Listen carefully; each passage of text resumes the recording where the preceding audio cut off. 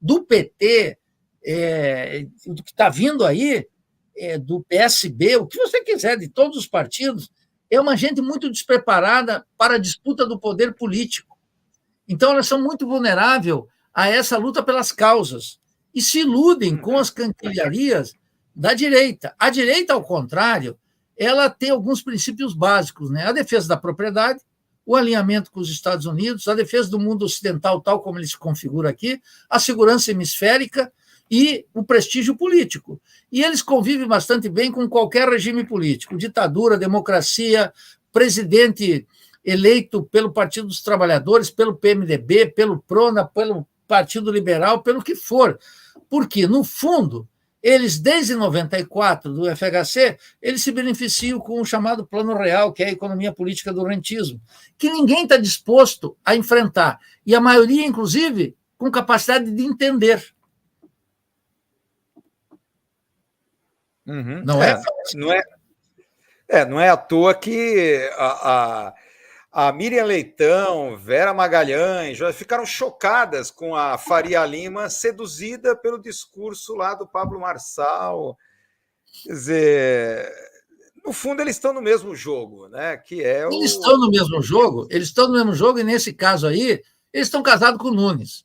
Porque quando o Pablo Marçal apareceu, a propósito desse personagem, muita gente ficou buscando uma grande explicação. E, a meu juízo, é algo bem simples de entender. Quando emergiu a direita no país e matou o sistema petucano, que funcionava com um liberalismo de direita, o PSDB, e um liberalismo de esquerda, encabeçado pelo PT, quando aquele sistema naufragou diante da emergência da direita, o liberalismo ficou na mão do Partido dos Trabalhadores, porque os tucanos desapareceram totalmente. E o ódio que nutria Lula por Alckmin e Alckmin por Lula se dissipou de tal forma que hoje o Alckmin é companheiro, como diz o Lula, e é o vice-presidente da República de um governo totalmente impotente. Quando Bolsonaro destapou esse espaço da ultradireita, começaram a proliferar no país inteiro personagens tão grotescos e eficazes politicamente como Marçal. Hoje saiu uma pesquisa aí pela CNN, que foi antes do primeiro turno aí em São Paulo, e que Marçal, para presidente da República, estaria na frente de Tarcísio, e só atrás de Lula. Então, Marçal saiu com grande poder. Ele não é o único. Há o Nicolas, lá em Minas, há outros grotescos em todos os estados. Quer dizer, em 2013, apareceu um grande protesto no país. O petismo, a consciência liberal ingênua, achou que tirava de letra. Em 2016, amargou uma derrota, uma destituição da Dilma, sem levantar a mão para combater e defender o seu mandato. Em 2018, sofreu uma derrota acachapante com o Lula na cadeia. A ilusão petista era que o Lula enfrentaria Bolsonaro e venceria. Não só não enfrentou, como foi para a cadeia. E Haddad perdeu para Bolsonaro uma diferença de 10, 11 milhões de votos. Foi uma derrota acachapante. Lula voltou cada vez mais à direita, com algo que eu já cantava, digamos, 2, 3 anos antes da última eleição, que estava se desenhando uma frente cujo objetivo era qualquer que seja o programa, desde que não seja Bolsonaro. Nesse qualquer que não seja o programa é um só, é a economia política do rentismo. Não muda nada, por isso que tem teto de gastos, Banco Central na mão dos banqueiros, reforma administrativa, é por isso que tem a manutenção da Petrobras na mão dos rentistas, é por isso que não tem reversão da reforma trabalhista, é por isso que a classe trabalhadora está sofrendo um padrão de superexploração de força de trabalho que não me surpreende no mais mínimo. O governo não tem nenhuma iniciativa. Veja o tema da política externa. Esse Mauro, que é o chanceler, é verdadeiramente espantoso. Nem vou mencionar o caráter absolutamente autônomo das Forças Armadas, que Lula, diante da possibilidade de 8 de janeiro, de reformar, mandar para o pijama vários generais, fazer uma intervenção no interior das Forças Armadas, colocar uma nova doutrina militar, ele está respaldou o Múcio nesse absurdo de ser um puxadinho do sionismo aqui que desautorizou até o presidente da República. Então, eu não me surpreendo com nada disso, eu não estou cobrando coerência desse governo. Eu disse, esse governo veio para isso, por isso que não tem meu voto. Não terá meu voto, jamais. Nós vamos ver o que os camaradas da Revolução Brasileira vão fazer no futuro, mas eu diria, eu vou defender sempre que não se vote nisso, porque o sujeito fica agora criticando tudo isso. E quando se avizinha a eleição, vão lá e vão votar. Estão criticando o Boulos e vão votar no Boulos. Como é que você me explica isso? É um despreparo completo, a não ser que é um despreparo, um oportunismo eleitoral e um cinismo. Né? Não se ganha a credibilidade popular das classes populares assim. Por isso que, diante dessa incongruência ou desse oportunismo, até figuras nefastas como Pablo Marçal, Nunes, Bolsonaro, etc., aparecem como se fossem coerentes. Aparecem como se fossem coerentes. Pois é, parecem. Para a gente terminar aqui, já estamos chegando aqui a 1 hora, tem que passar rápido aqui, já 1 hora aqui de bate-papo.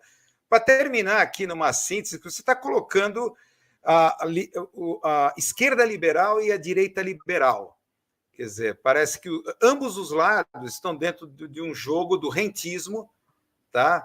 A expectativa é que esses dois lados funcionem como parece, numa peça de uma engrenagem, de um jogo de simulação, me parece assim, de diferença que, na verdade, eles não têm. Parece que a diferença é talvez de como eles vão implementar esse regime rentista. Como é que, para a gente terminar aqui, como se fala, a guisa da conclusão de tudo que a gente falou agora, como é que é a diferença entre a esquerda liberal e a direita liberal? Eu acho que teve uma alteração. Eu acho que teve uma alteração agora. A alteração consiste precisamente nisso. A oposição hoje no Brasil é a direita contra os liberais, a ultradireita contra os liberais. E quem são os liberais? A representação é Lula e Alckmin. Porque o que era o sistema petucano? Era um liberalismo de direita contra um liberalismo de esquerda, naquele sistema. Aquilo fundiu, emergiu a direita. No começo eu caracterizei como liberalismo de direita e liberalismo de esquerda. Mas agora é uma ultradireita, claramente configurada, já estava assim, mas agora, digamos assim, pela transformação da matéria petista, que emergiu com o governo de Lula, nós estamos agora diante dos liberais, representados pelo governo Lula, e a direita. Porque a direita invoca o ideário liberal, mas esse ideário liberal, Wilson, ele não está amparado nas raízes do Brasil. É como se fosse uma evocação assim distante de Frederico Hayek, de Ludwig von Mises, mas ele é esporádico. Ela é mesmo, deita raízes no Brasil numa concepção de direita clássica que fomentou, por exemplo, a ditadura militar aqui entre nós. Ainda que a ditadura teve transformações no seu interior ao longo daqueles 21 anos. E, do outro lado, estão os liberais, com as ingenuidades republicanas típicas dessa corrente. A ideia de que uma república aqui pode atender a todos, uma ideia de que uma república pode ser limpa e não corrupta, a ideia de que uma república pode ser soberana num país dominado pelo imperialismo estadunidense, que é zeloso desse controle da segurança hemisférica no momento em que a China tem um potencial no mundo e que a Rússia cada vez mais enfrenta a Europa e a Europa cada vez mais afunda no interior da OTAN, sem perspectiva autônoma nenhuma, e que a disputa econômica será vencida indiscutivelmente a longo prazo pela China. Indiscutivelmente, é muito difícil que não ocorra isso. Então, eu diria que a contradição agora é entre a direita e os liberais. A direita encabeçada pelo protofascista Bolsonaro, que saiu muito fortalecido dessa eleição, e os liberais defendidos pelo Lula, que, aliás, diga-se de passagem, ele nunca mentiu. Ele sempre disse, eu sou um liberal.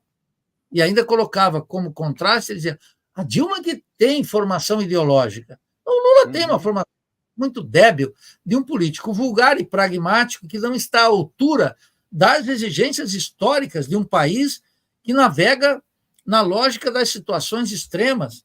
Então, nós vamos precisar de muita segurança, Wilson, de muita firmeza, e não temer, durante algum tempo, marchar em solidão. Como diz o bordão popular, antes só do que mal acompanhado. É verdade.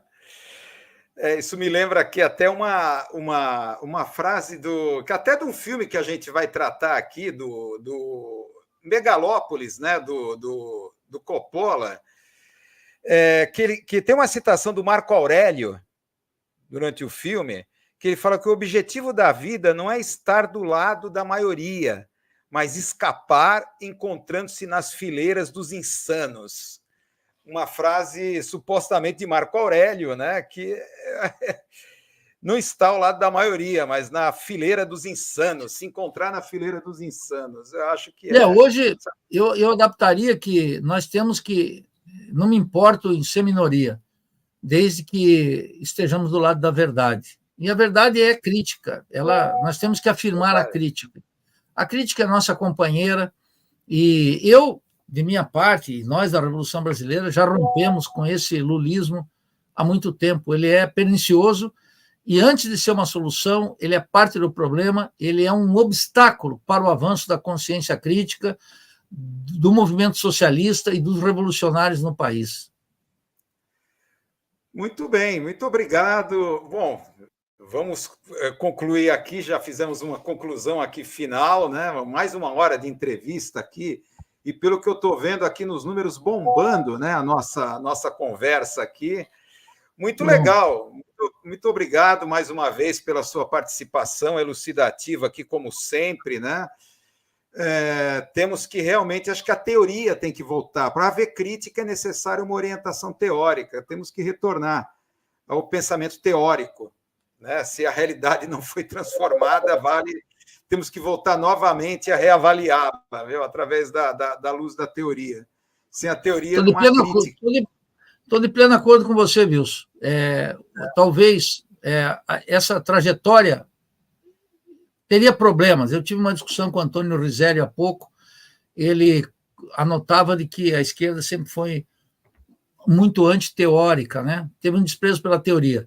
Eu tenho reparos a essa posição, mas, indiscutivelmente, após 1985, o fim da ditadura, o pragmatismo dessa esquerda liberal e desse liberalismo de esquerda teve um profundo desprezo pela teoria, cuja manifestação mais eloquente era o próprio Lula, mas é também o Frei Beto e o Leonardo Boff, é também os sindicalistas, são também os professores. O ambiente universitário é de um desprezo pela teoria e um carreirismo acadêmico, ambos incompatíveis. Então, no comportamento acadêmico tem uma repulsa às pretensões intelectuais, mas a vida está abrindo uma possibilidade, né? Não poderemos mais sair do buraco com fórmulas fáceis, e menos ainda com aquelas importadas dos Estados Unidos. Portanto, temos um longo caminho pela frente que devemos agarrar como missão. De resto, meu caro, agradeço pela oportunidade de vê-lo, de conversar e de ter contato com o teu público. Tá certo. Muito obrigado, professor Nildo, por aceitar o nosso convite aqui para a gente fazer esse rescaldo, né, do resultado dessas eleições. Muito obrigado, então, mais uma vez. Então, até a próxima, né? Espero que a gente...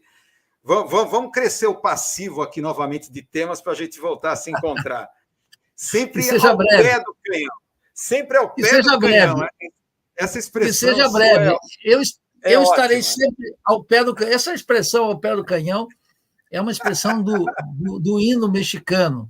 E amanhã eu quero já colocar aqui para todos vocês que amanhã, às 9 horas, no canal da Revolução Brasileira, nós vamos ter uma edição especial do programa Ao Pé do Canhão. Grande abraço, Wilson. Valeu, abraço, então. Tchau para todos aí. Valeu, obrigado. Então, terminamos aqui mais uma entrevista com o professor Nildo Oriques, né? Que é aquela coisa... Às vezes bate um desespero, né? Você fica pensando...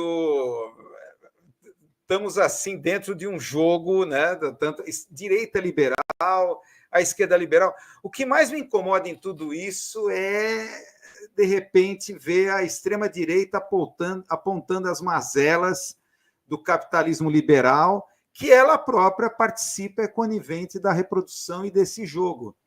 Tá? Olha, não tem educação, não tem saúde e tal, enquanto a esquerda tenta manter uma racionalidade administrativa, convivendo com teto de gastos, responsabilidade fiscal, que vai inviabilizar o próprio processo, né, a própria racionalidade liberal que a esquerda quer manter, né, o que é aplicar dentro do Estado. Realmente é uma contradição absurda, né? Pois bem, gente, já que estamos aqui bombando a nossa audiência aqui com essa entrevista sensacional aqui com o Nildo Oriques, vamos aqui reforçar alguns pontos aqui da nossa live. Não vai embora, porque o convite aqui às quartas-feiras, a nossa live extra Cine Gnose 360, que é mais centrada em crítica midiática, e temos o nosso quadro das conversas aleatórias, tá? Em que eu vou